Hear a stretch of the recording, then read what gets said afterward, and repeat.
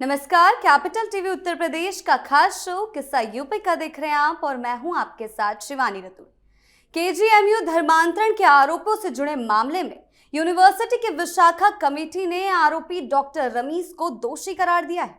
Committee ने अपनी जांच में पाया कि आरोपी ने शादी की बात छुपाई, पीड़िता को मेंटल टॉर्चर किया और उसके साथ बदसलूकी की सारी हदें पार कर दी।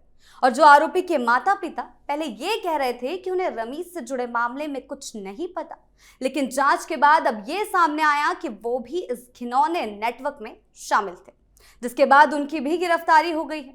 वहीं दूसरी ओर उनके घर पर भी प्रशासन ने कुर्की का नोटिस लगा दिया है, यानी रमीज का पूरा परिवार प्रशासन के शिकंजे में फंस गया है।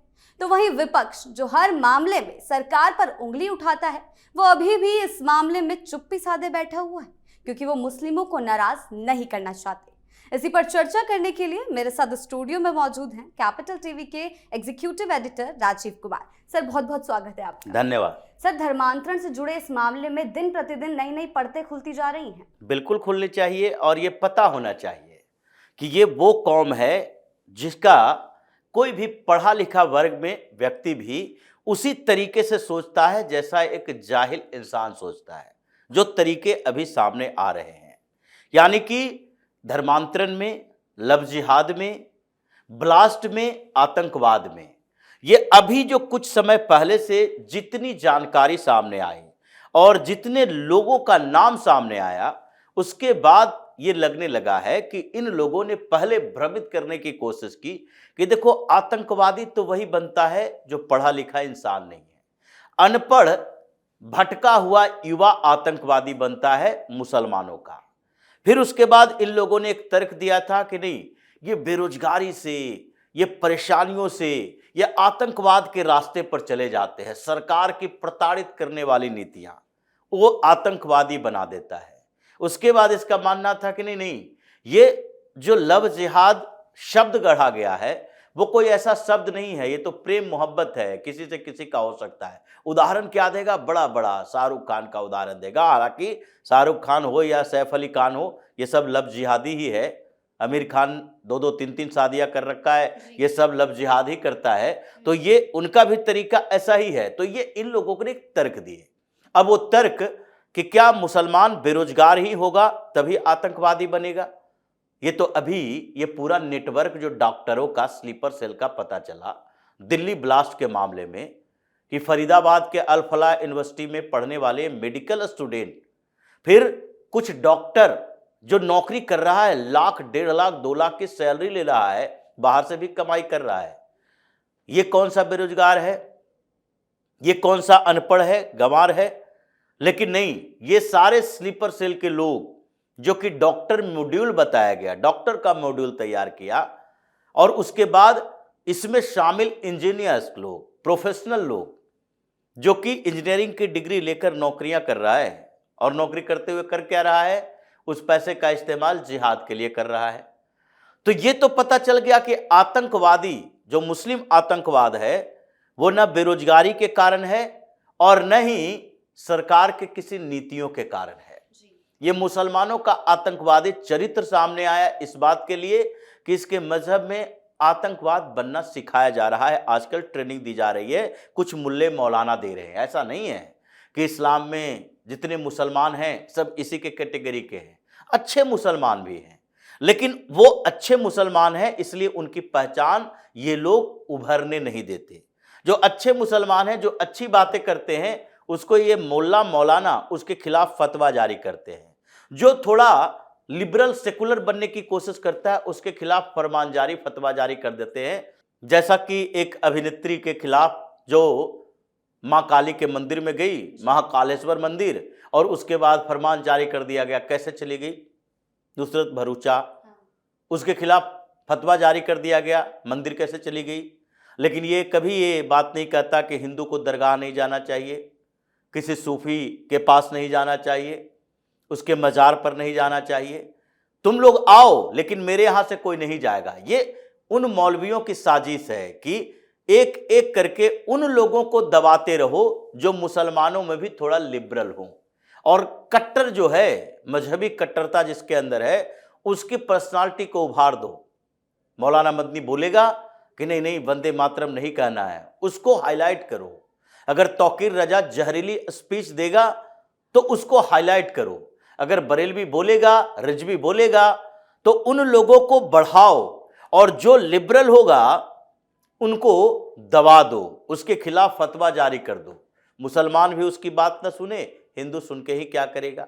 तो ये स्थितियां इसमें पैदा हुई है। इसलिए आतंकवाद में ये जो प्रोफेशनल पढ़े लिखे लोगों के, चाहे वो डॉक्टर हो, इंजीनियर हो, इन लोगों के ऊपर अब शक पैदा हो गया कि देखो, अगर कोई मुस्लिम यूनिवर्सिटी या फिर कोई सामान्य यूनिवर्सिटी में मुस्लिम छात्र है तो उससे होशियार रहना, वो कभी भी आतंकवादी निकल सकता है। उसी तरीके से सेकेंड स्टेप में, यानी कि ये कन्वर्जन रैकेट जो चल रहा है, उसमें ये माना जाता रहा था कि देखो, कन्वर्जन रैकेट चलाने वाले कुछ मौलाना मुल्ला है और कुछ बाबाओं ने इसका ठेका ले रखा है, और ये लोग अलग अलग तरीके से कुछ फाउंडेशन बना के करेंगे, कुछ लोगों को टारगेट करेंगे, कुछ वर्गों को टारगेट करेंगे।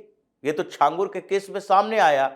ये तो जाति देखकर कन्वर्जन रैकेट में कन्वर्जन के लिए पैसे खर्च करता था कि अगर सवर्ण जातियों का कोई हिंदू परिवार की लड़की है, अगर वो कन्वर्ट हो रही है तो उसके चार्जेस ज़्यादा हैं, ज़्यादा पैसे देगा, क्योंकि उसको टारगेट करना थोड़ा मुश्किल है।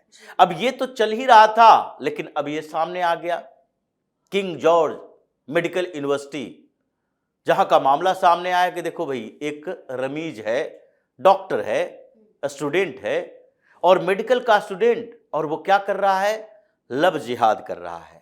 लव जिहाद का मतलब यही होता है कि अगर लव और जिहाद के बीच अंतर स्पष्ट कर दिए तो कोई समस्या नहीं है। लव करने में रिलीजन नहीं देखे जाते, जाति मजहब धर्म नहीं देखे जाते, वो अलग तरीके से प्रक्रिया होती है। लेकिन अगर प्यार करने के लिए तुमने अपनी पहचान के कुछ पहलुओं को छिपाया और धार्मिक पहचान छिपाया, साथ ही दूसरी पहचान छिपाई, उसके साथ साथ तुमने वो अपने पर्सनल जिंदगी के कुछ ऐसे राज छिपाए जो तुम्हें बताना चाहिए था, जिससे आगे की तुम्हारी लाइफ खराब होने वाली है, या फिर किसी के साथ इंगेज्ड होने के बाद उसको ब्लैकमेल करना शुरू कर दिया, तो ये सारे लव जिहाद में शामिल होते हैं। और रमीज के मामले में यही सामने आया है कि जितने ये कॉलेजेस यूनिवर्सिटी में पढ़ने वाले मुस्लिम लड़के हैं, आजकल उसने भी एक पूरा मोडस ऑपरेंडी बना लिया है। जहां हिंदू लड़की दिखे उसके आसपास से जाओ, उसी से शादी करने की बात करो। अगर सही तरीके से हो गया, अगर प्यार हो गया, अगर वो तुम्हारे झांसे में आ गया तो ठीक है, नहीं तो ब्लैकमेल करने का तरीका अपनाओ। अजमेर में पकड़ा गया, दिल्ली यूनिवर्सिटी में पकड़ा गया, लखनऊ यूनिवर्सिटी में पकड़ा गया, अलीगढ़ मुस्लिम यूनिवर्सिटी में पकड़ा गया। अब फिर कितने जगह पर ये चल रहा है, सारे पकड़े जा रहे हैं, फिर भी विश्वास नहीं हो रहा लोगों को कि लव जिहाद जैसे होते हैं। तो इसलिए रमीज के खिलाफ तो कार्रवाई हो रही है, लेकिन ये रमीज के खिलाफ कार्रवाई रमीज तक सीमित नहीं है। ये पूरे उत्तराखंड में भी आग की तरह फैली है, जहां से वो आता है। और वहां पर अभी जो पिछले 3 सालों से रुका हुआ था, जैसे ही हल्द्वानी में हिंसा हुई थी मजार तोड़ने के मामले में, उसके बाद रेलवे कॉलोनी के ऊपर जो अवैध तरीके से इन लोगों ने कब्जा किया था, उस पर बुलडोजर एक्शन पर सुप्रीम कोर्ट ने रोक लगाई थी। और उसके बाद से ये जो उधम सिंह नगर में कुछ मामले सामने आए थे, और फिर पूरे उत्तराखंड में जो डेमोग्राफी चेंज का इशू आया, जिसमें सबसे ज़्यादा हंगामा चला था हरिद्वार के अंदर जो देवनगरी है, और वहाँ पर 30 से 32% मुस्लिम आबादी होती जा रही है, प्रसाद बेचने वाले मुस्लिम दिखाई पड़ते हैं। इन मामलों को लेकर धामी थोड़े ज़्यादा एक्टिव थे, और फिर से ये एक्टिविटी बढ़ रही है कि उत्तराखंड को बदनाम करने की ये बड़ी साजिश है। इसलिए रमीज के खिलाफ उत्तर प्रदेश में भी, उत्तराखंड में भी ये कार्रवाई होगी। और अब एक अभियान चलाया जा रहा है। अभियान वो सोसाइटी के लेवल पर भी है कि अगर किसी भी यूनिवर्सिटी कॉलेजेस में जहां भी ये मुसलमान छात्र छात्राएं हैं, उससे सावधान रहना, क्योंकि वो एक कॉन्स्पिरेटर माइंड के तहत आती है। घर में उनको मजहबी शिक्षा दी जाती है, हिंदुओं को मजहबी शिक्षा, धार्मिक शिक्षा नहीं दी जाती है हिंदुओं को घर के अंदर। आजकल युवा पीढ़ी के साथ समस्या यही हो गई है कि अपने धर्म संस्कृति व्यवस्थाओं के बारे में जानकारी लेना छोड़ दिए, अपने जो ऊपर की पीढ़ी के लोग हैं उससे कन्वर्सेशन करना छोड़ दिए, तो आज इन लोगों के उसी साजिश के शिकार हो जाते हैं। ज़्यादा लड़कियां होती है, कुछ लड़के भी हो जाते हैं। तो इसी स्थिति को बदलने के लिए पूरे उत्तर प्रदेश में जितने यूनिवर्सिटी कॉलेजेज हैं, हर जगह जहां मुस्लिम छात्र या छात्राएं हैं, उन लोगों से सतर्कता की बात सोची जा रही है। और सबसे ज़्यादा नोएडा, ग्रेटर नोएडा, गाजियाबाद में जहां टेक्निकल कॉलेज है, आईटी सेक्टर के कॉलेजेज हैं, फिर मीडिया सेक्टर के कॉलेजेज हैं, फिर मैनेजमेंट सेक्टर से कॉलेजेज हैं, होटल मैनेजमेंट के कॉलेज हैं, या फिर मेडिकल इंजीनियरिंग कॉलेजेज हैं, ये सारे जगहों पर पूरा सर्विलांस रखा जा रहा है। लिस्ट लाई जा रही है कि कितने हिंदू, कितने मुसलमान छात्र छात्राएं यहाँ पढ़ रहे हैं और वहाँ पर प्रोफेसर कौन है, क्योंकि ये रैकेट प्रोफेसर तक भी पहुँचा है। वो भी माइंड वॉश करने की कोशिश अलग अलग इंस्टीट्यूशन में करता रहा है। इसलिए ये हजारों की संख्या में क्रैकडाउन होगा। अभी तो ये शुरुआत है।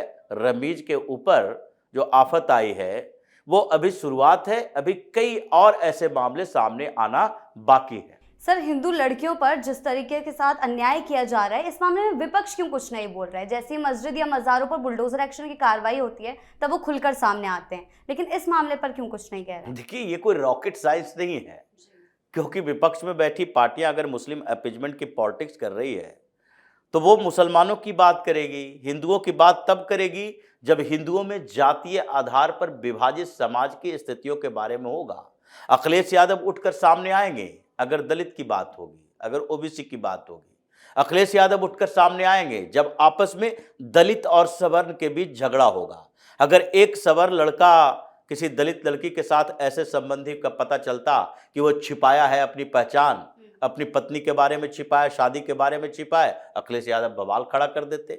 चूंकि ये मामला हिंदू मुसलमान का है तो विपक्ष में बैठी पार्टियां जो मुस्लिम अपीजमेंट की पॉलिटिक्स करती है वो तो सामने आ ही नहीं सकती। उनके लिए एक तरफ कुआं एक तरफ खाई है, इसलिए चुप्पी साधे रखती है कि शांति से इसे गुजर जाने दो, नहीं तो इसके जाल में खुद ही फंसकर तड़पना शुरू कर दोगे। जी, बहुत बहुत धन्यवाद आपका इन तमाम जानकारियों के लिए। धन्यवाद। तो कुल मिलाकर योगी सरकार की कार्रवाई ने बार बार साबित किया है कि अपराधियों को बख्शा नहीं जाएगा, चाहे मामला किसी भी तरह का हो। और यही वजह है कि आरोपी के पूरे परिवार पर एक्शन हुआ है और उनके घर पर कुर्की का नोटिस भी जारी किया गया, जिससे ये साफ हो गया है कि जो भी योगी सरकार की जीरो टॉलरेंस नीति को चुनौती देगा उसके ऊपर गाज गिनना तय है। तो फिलहाल इस खास शो में इतना ही। आपकी इस बारे में क्या राय है हमें कमेंट सेक्शन में जरूर बताएं। वीडियो को लाइक कीजिए, शेयर कीजिए और चैनल को सब्सक्राइब करना ना भूलें। धन्यवाद।